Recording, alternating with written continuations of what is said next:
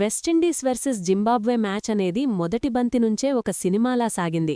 Toss తర్వాత బ్యాటింగ్కు వచ్చిన వెస్టిండీస్ ఆరంభంలోనే బ్రాండన్ కింగ్, షై హోప్ వికెట్లు కోల్పోయి కాస్త ఒత్తిడిలో పడినట్టే కనిపించింది.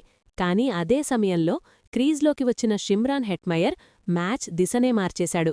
మొదట కూల్గా ఆడుతూ బౌలర్ల లైన్ లెంగ్త్ను అర్థం చేసుకున్న హెట్మయర్ ఒక్కసారిగా గేర్ మార్చి 4లో 6లతో జింబాబ్వే బౌలింగ్పై దాడి మొదలుపెట్టాడు. ప్రతి ఓవర్కు రన్రేటు పెరుగుతుండగా మరోవైపు రోవ్మెన్ పొవెల్ కూడా భారీ షాట్లతో తోడవడంతో మ్యాచ్ పూర్తిగా వెస్టిండీస్ కంట్రోల్లోకి వెళ్లిపోయింది. హెట్మయర్ 34 బంతుల్లో 85 పరుగులు చేస్తూ స్టేడియంను ఊపేయగా పోవెల్ 59 పరుగులతో నిలబడి స్కోర్ను మరింత ఎత్తుకు తీసుకెళ్లాడు.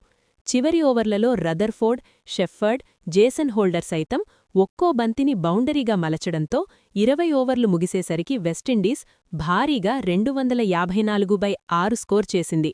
ఇది జింబాబ్వేకు ఒక కొండంత టార్గెట్గా మారింది.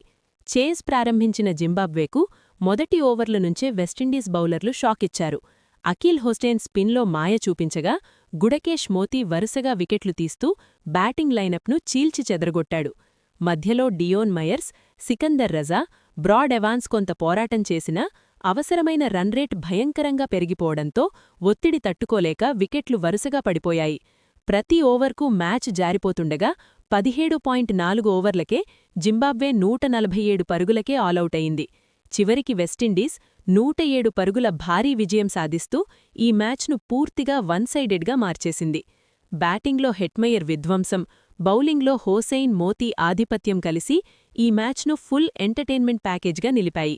అందుకే చివరికి player of the match award హెట్మయర్కి వెళ్లగా ఈ మ్యాచ్ ఫ్యాన్స్కు ఒక పక్కా క్లైమాక్స్ సినిమా అనుభూతినిచ్చింది.